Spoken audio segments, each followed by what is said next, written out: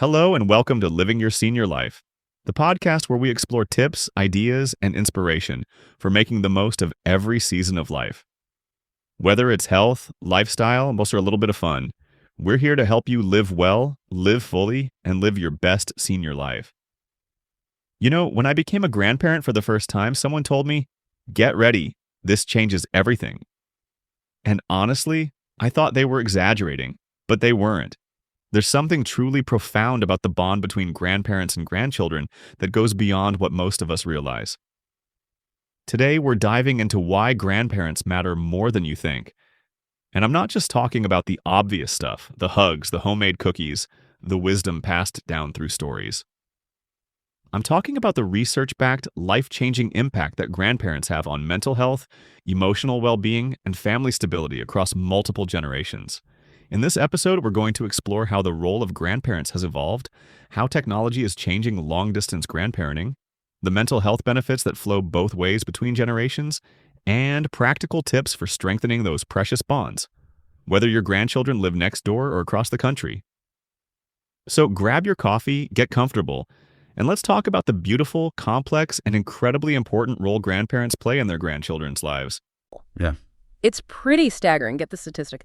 2.5 million children in the U.S. right now are being raised in what the sources call grandfamilies. That means grandparents are the primary caregivers. They've taken on the full responsibility. Wow. 2.5 million. Yeah. That's huge.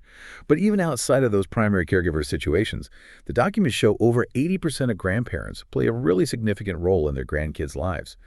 And the demand for that care, it's climbing fast. It really is. The data points to, a massive cultural shift happening. Grandparent caregiving responsibilities jumped, get this, from 39% to 49% between just 2012 and 2021.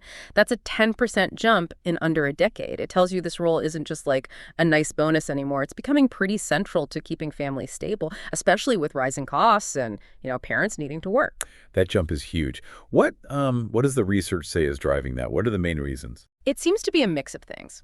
Definitely socioeconomic pressures, dual income families needing childcare they maybe can't afford elsewhere, reliable childcare.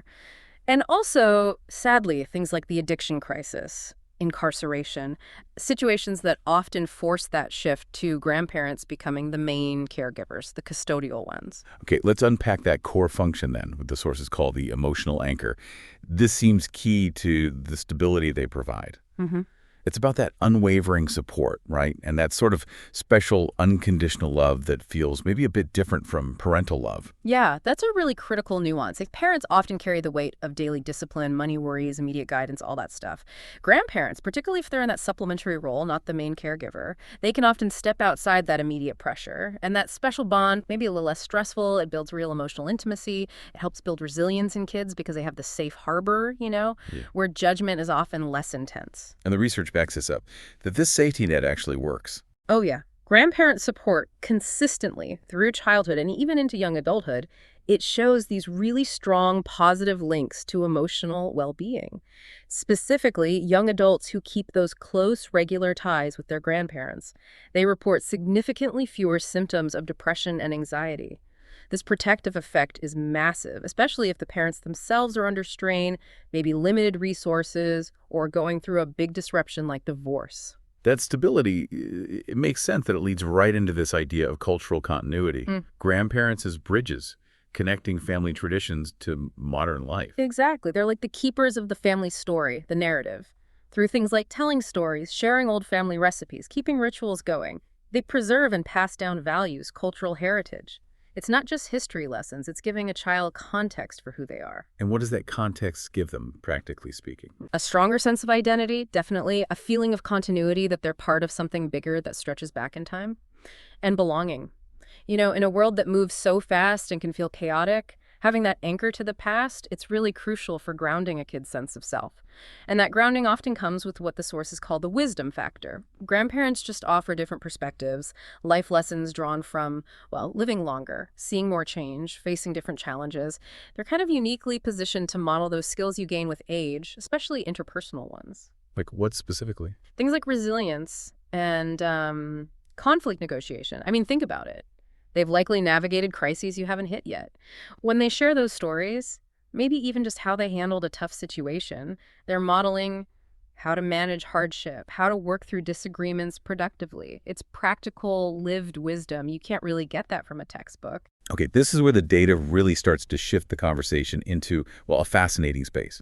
We said the benefits flow both ways, but let's really look at that triple generational ripple effect on mental well-being, because it sounds incredibly powerful. Right.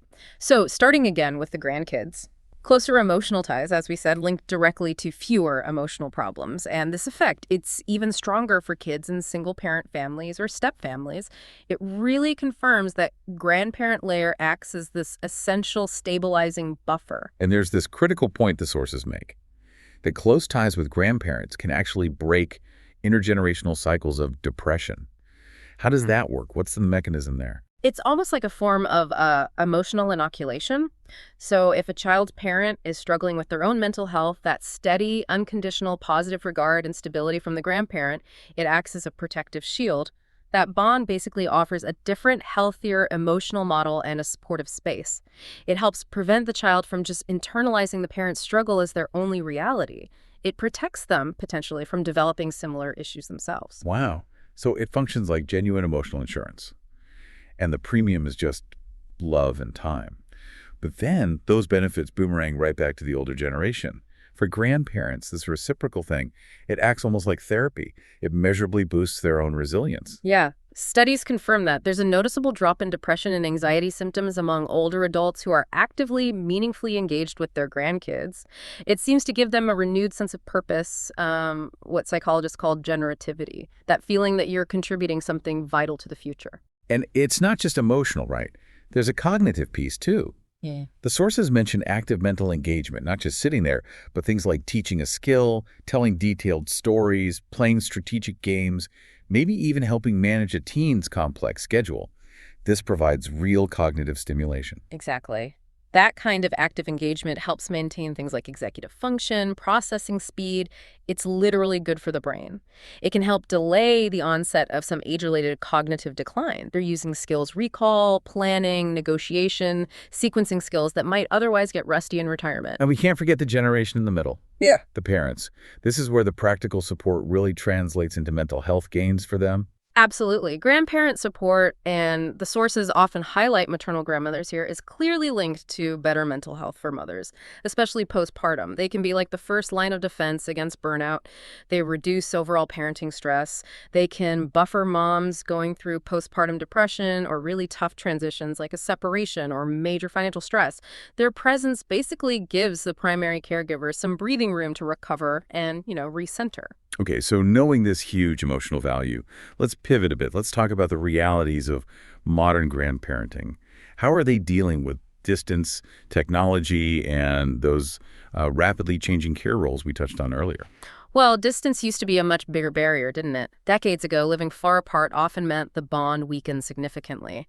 Now, technology is this vital bridge. Things like video chats, FaceTime, Zoom, whatever, and messaging apps, they essentially created this kind of digital living room for families. Right, it's maybe less spontaneous, but it allows for that scheduled intimacy. Grandparents can still be present for daily life, like reading a bedtime story over video, watching a school play virtually. It helps maintain that consistency.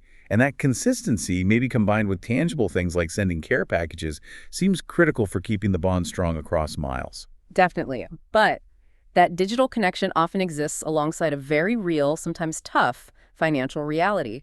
Grandparenting today often involves significant financial help flowing from the grandparents to the wider family. And it's not just pocket money, is it? The AARP data is pretty stark. Something like 96% of U.S. grandparents provide financial support to their families. That's almost everyone, trying to balance their own fixed incomes, retirement savings, with the rising costs of helping their kids and grandkids meet basic needs. Yeah, and this is where we really need to draw a clearer line between the two main types of caregiving roles. Because the stress levels, the engagement, the outcomes, they can be very different. Good point. So there's supplementary care. That's the more occasional, positive support, babysitting now and then, school pickups, helping out over the summer, while the parents are still firmly in charge.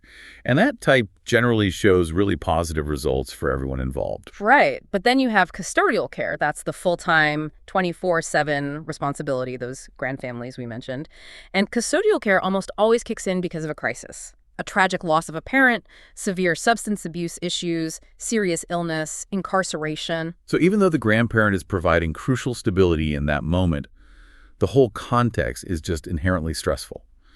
The grandparent is suddenly dealing with maybe adolescent trauma or really complex behavioral issues, often while managing their own aging and health concerns. Exactly. I mean, just picture the day-to-day reality for a custodial grandparent. They're often raising kids who've been through significant trauma, kids who might need specialized care, extra emotional resources.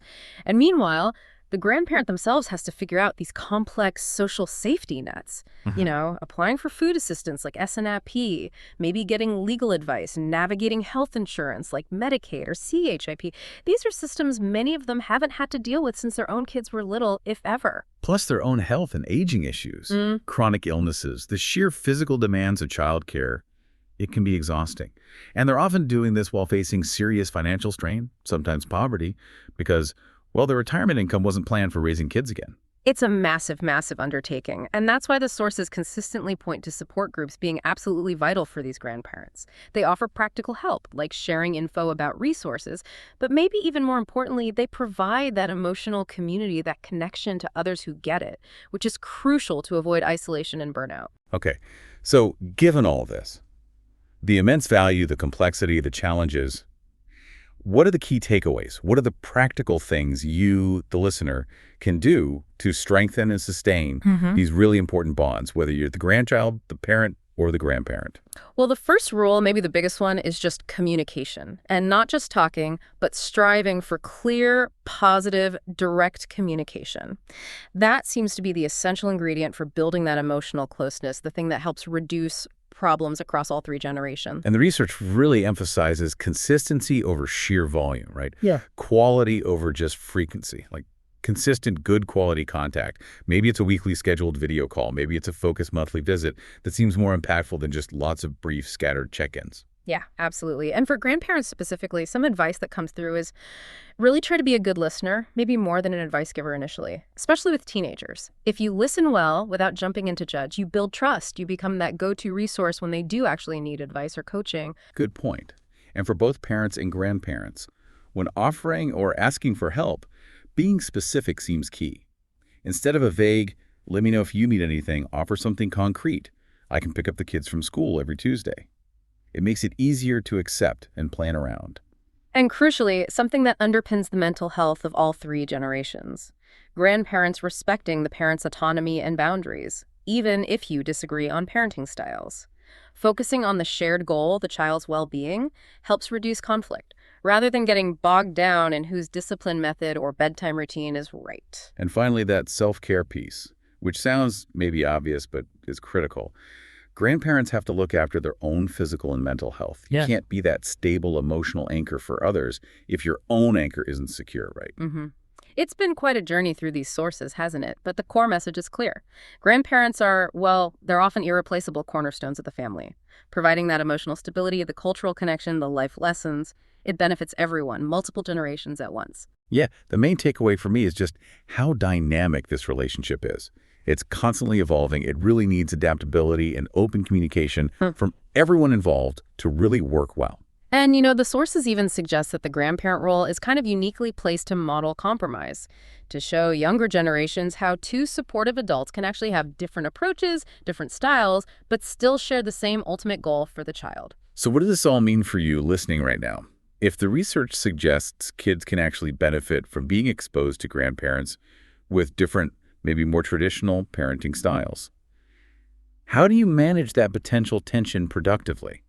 How can you help make sure that exposure to different ways is seen as an opportunity teaching kids flexibility, respect, rather than letting those differences cause friction in the family? That's maybe something to mull over this week. That's a powerful question to leave things on. Thanks for joining us for this deep dive. We really hope this analysis helps you understand and maybe nurture these incredibly precious family legacies. Until next time. Thank you for joining us for today's episode of Living Your Senior Life. From the 2.5 million grandchildren being raised in grandfamilies to the mental health benefits that flow both ways between generations, we hope this episode has given you a deeper appreciation for the incredible role grandparents play. Here's what I want you to take away from today. You matter. Whether you're reading bedtime stories over FaceTime, teaching your grandson how to plant tomatoes, or raising your grandchildren full-time, your presence, your love, and your wisdom are shaping lives in ways you may never fully realize. And if you're feeling overwhelmed, remember, you're not alone. There are resources to help, support groups ready to welcome you, and communities of grandparents walking the same journey right alongside you. Before you go, I have a small favor to ask. Think about one thing you can do this week to strengthen that bond with your grandchildren. Maybe it's scheduling a video call, sharing a family story, or simply sending a quick text that says, "I was thinking about you today." Those small moments, they're the ones that matter most. If you enjoyed today's episode, please subscribe to Living Your Senior Life wherever you listen to podcasts. And if you know another grandparent who might benefit from hearing this, please share it with them. We're building a community here, and your voice truly matters.